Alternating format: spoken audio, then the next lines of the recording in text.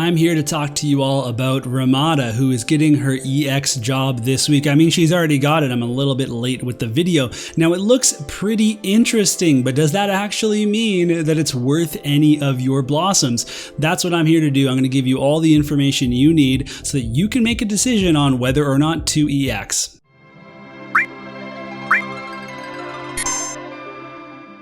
Thank you to warofthevisionscalc.com for the information in this video. And here we have the items that you need to unlock EX jobs for Ramada.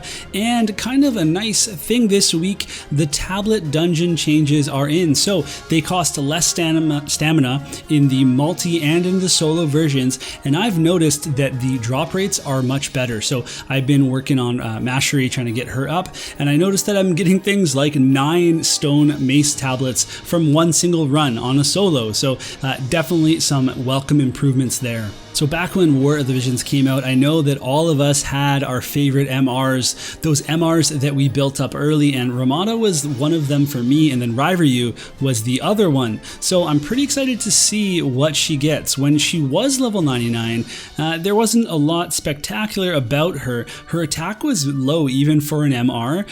Her agility was okay for an MR, and the fact that she could be built kind of like a magic tank had some applications, but really she was just a serviceable MR for in a beginning account, and when it came to PvP she kind of fell off.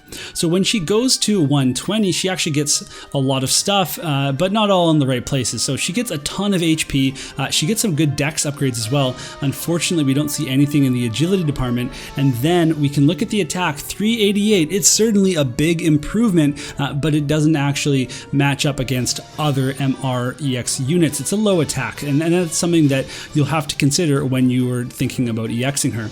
As for her abilities, Sharp Spear gets a decreased chance of being targeted by 4 at max level. So this is actually really cool because DPS can get picked off. So for example, if you didn't have enough hate and then like a Frederica could just one-shot a Ramada, that could be something that you'd have to worry about. This is going to help keep her from harm, and I definitely think that that is an underrated skill for sure. Now, Obliterate has its potency increased to 170, and the range is extended by 1, so it has a range of 3.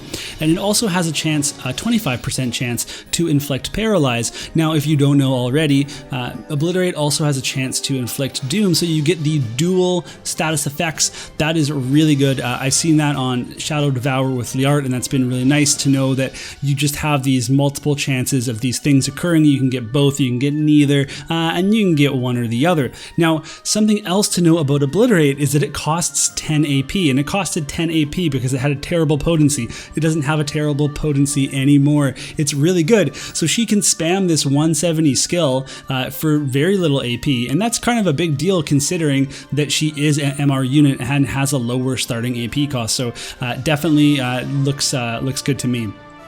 Okay, and then for the job level 25, Dread Spear Dive, great name, is a 6 range spear throw. It's 22 AP, 165% mod, 3 uses, and it dispels all buffs and haste from a target. So this is a really powerful attack to be able to dispel. That's going to get rid of so many different things. If King Mont puts Mercy's Grace on, if somebody has, well, haste, and then any other types of buffs that you might have, you're applying them. You're still approaching your opponent, and then all of a sudden this spear comes in and it gets and then you're dispelled. That's it. So definitely a very powerful effect, but with these lower potencies and then also with the lower attack value on Ramada, is she going to be able to stack up against other units? So just a quick comparison for 115 to 120, the difference column will tell you how much you gain from going all the way to 120, and you can see it's a pretty big boost for the HP value right here. And then for the attack, you do get some, and she needs all the attack that she can get, honestly.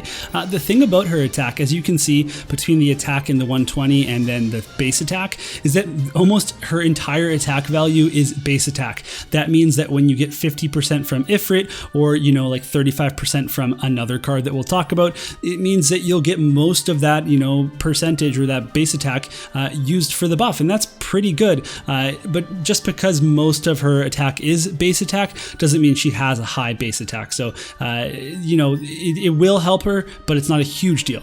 And then no agility changes. Dexterity, definitely get a little bit there, but not a huge amount. So really, do you want the HP, and do you want the attack, and do you want the 120 skill?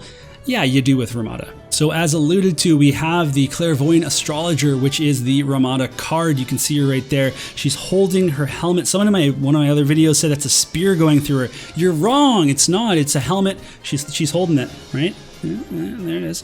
Anyway, this card is important because it gives a bestowed effect to Ramada. It gives her 20% defense penetration and then 10% spear attack. Now, Ramada can actually stack a lot of spear attack because she gets the spear up like passive. She gets this, and then she actually gets more pierce attack from her mastery ability. So all of that pierce attack up, that's actually going to help out the fact that she has lower than average attack, just a little bit. And now we'll do some unit comparisons when we think about other MR EX jobs. Ramada is sadly kind of in this Mont Etra tier, and Etra's actually got, 40 more attack than she does, so definitely on the lower end of the attack spectrum.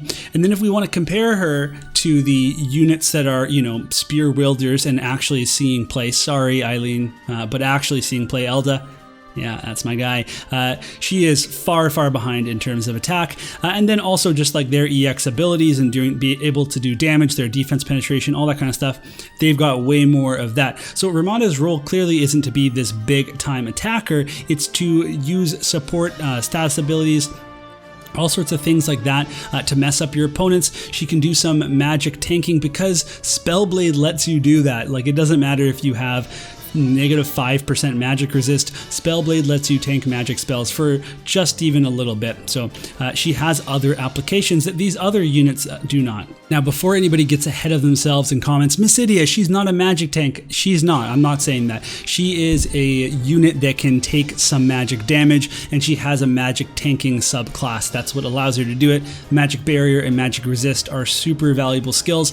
Magic Barrier took a little bit of a hit now that we have more barrier breaking around, but still a very powerful skill indeed.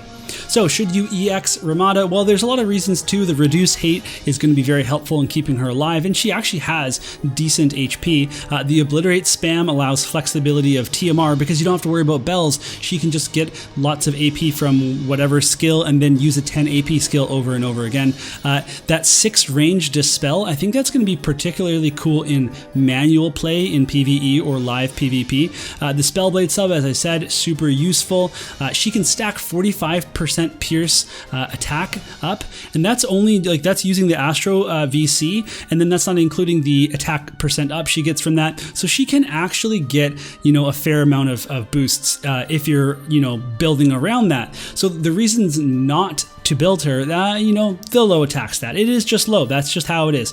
You definitely want the Clairvoyant Astrologer VC to push her, and then you might not have Sasuke's Katana, definitely from a previous Should You EX, left it in the slide because I make mistakes. What does this mean about EXing Ramada?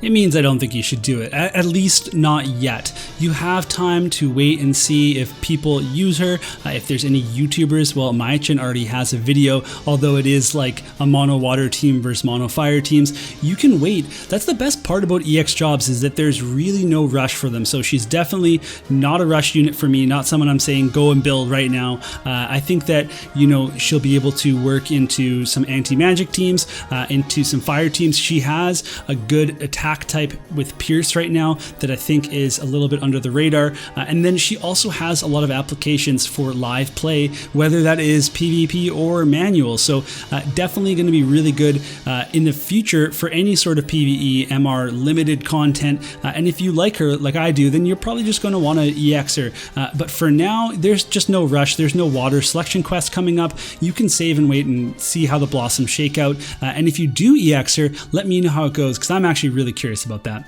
Now, you're also probably wondering what's coming up next. Then we know Wall's coming. He's just a week away, but then after that we've got Schutzelt and Durando, the 2 hottest MRs in the game, hands down. So really stoked for those two. Can't wait for it, and I can't wait to talk with all of you in the comments below on my Discord, which you're all going to be joining, and then otherwise we'll see you in the next video.